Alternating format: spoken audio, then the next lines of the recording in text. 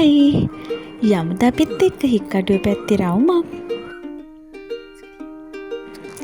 පහුගිය සතියන්තයක මුහුදුහුලක විදින්නත් එක්ක අපි ගියා හික්කඩුව පැත්තට. මේ තියෙන්නේ පුංචි ගමනේ පුංචි වීඩියෝ එකක්. සුදු බෝලෙක්ත් එක්ක ලොකු දුර ගමන් යන්න බැරි නිසා තමයි අපි හික්කඩුව තෝරගත්තේ. අපි ඉතින් ගෙදරින් පිටත් උනේ උදේ 10ට විතර.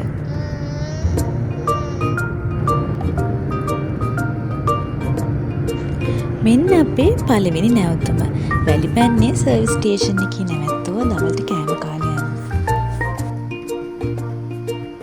ගිහින් බලමුකෝ කන්න මොනවද තියෙන්නේ කියලා. මුලින්ම කෙළවරක ඉඳන් අනිත් කෙළවරට වෙනකන් කඩවල දිහා බලලා ඇවිද්දා. මොනවද කන්න තියෙන්නේ කියලා ඉස්සෙල්ලා හොයලා බලන්න එපා. මං කන්න කැමති කෑමක අරගෙන මං ඉඳගෙන හිටියේ. ඔන්න සුදු බෝලේ තාත්තයි ගිහිලා ඒ දින්නට කන්න මොනවාරි හොයන්න. සුදු බෝලට පුංචි යාළුවෙකුත් හම්බුණානේ.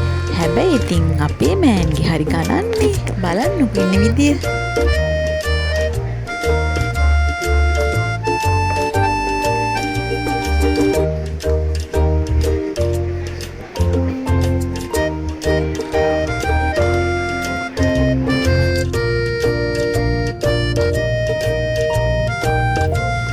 බත්තේගමින් තමයි එක්සිට් උනේ. මේ දැන් හික්කඩුව පැත්තට යනවා. එක්සිට් උන ගමන්ම දොඩම් කඩයක් හම්බුණානේ. ඉතින් බිව්වා සීතල දොඩම් වීදුරු දෙකක්.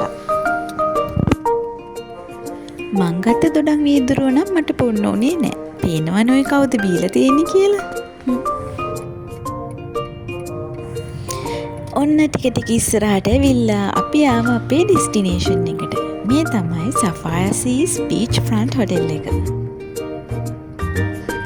මේ හොටෙල් එක ලොකු හොටෙල් එකක් නෙමෙයි. හැබැයි ලස්සන සී වීව් එකක් තියෙන පුංචි හොටෙල් එකක්. අපි ඉස්සෙල්ලම ගිහිල්ලා පොඩ්ඩක් හොටෙල් එක වටේ ඇවිදලා බැලුවා. පේනවනේ ඔයාලට ලස්සන වීව් එකක් ඉස්සරහින් තියෙන. ඔයාගේ සතියන්තේ නිදහසේ ගත කරන්න මුහුදුහුලක විදින ගමන් මේ ලස්සන වීව් එකක් බලාගෙන ඉන්න පුළුවන් ලස්සන හොටෙල් එකක් තමයි මේක.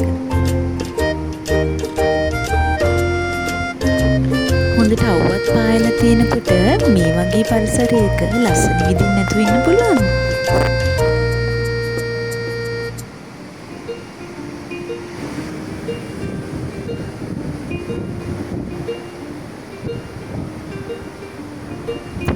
මේ හොටෙල් එකේ බෙඩ් ඇන්ඩ් බ්‍රේක්ෆාස්ට් තමයි ගන්න තියෙන්නේ. ඩිනර් එකට නම් අලාකාට් මෙනු එකක් තියෙනවා. ලන්ච් එක නම් නැහැ. මෙතෙන්ට එනවා නම් ලන්ච් එක පිටින් ගන්න වෙනවා.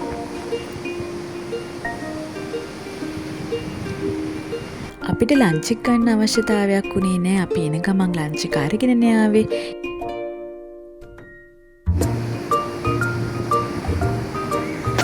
අපි සුදු බෝලෙට අද නම් හරියම නිදහසක් ලැබිලා වගේ. ඇවිදිනවා, එහෙට දුවනවා, මෙහෙට දුවනවා. හරියම සතුටින් තමයි එයා දවස ගත කළේ.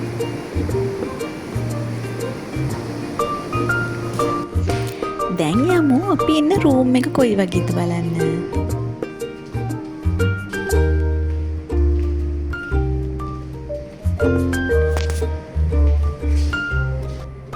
මේ තියෙන්නේ මේ දවස් දෙකට අපිට නවාතැන් ලබා දෙන අපේ පුංචි රූම් එක.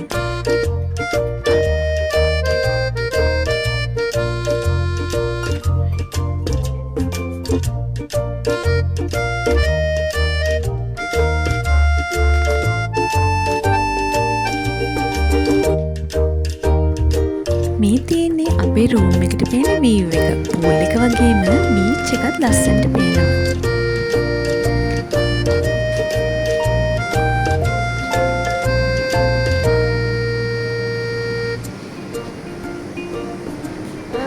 මේ ආපුකමම ලෑස්ති වෙන්නේ පූල් එකට බහින්න. පේනවනේ අපේ සුදු බෝලේ යන්න කලින්ම පොච්චි ට්‍රේනින් එකක් ගන්න විදිය. පූල් එකට බහින්න කලින් පොඩි ෂවයකුත් දාගෙන මේ ලෑස්ති වතුර සෙල්ලම් කරන්න යන්න.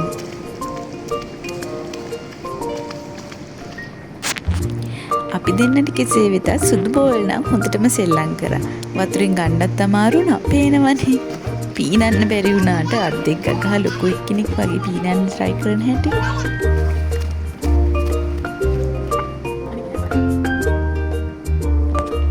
මේ ගමන වැඩිපුරම සුට්ටුනේ සුදු බෝලේ තමයි. එයා නිසානේ මේ ගමන ආවෙත්.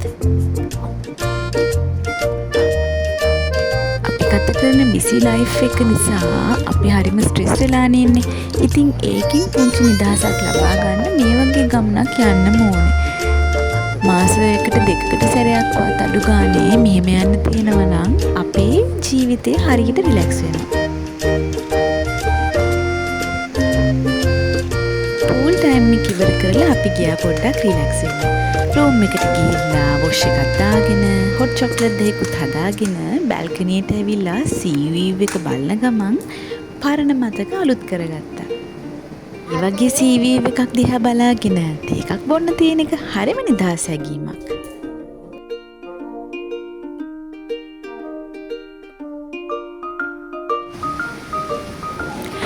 අපි රෑ වෙලා ආපහු පොඩ්ඩක් රූම් එකෙන් පල්ලෙහාට ආවා.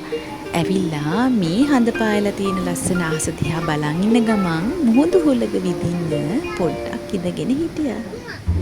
අපේ ගමනේ පළවෙනි දවස් ඉවරයි.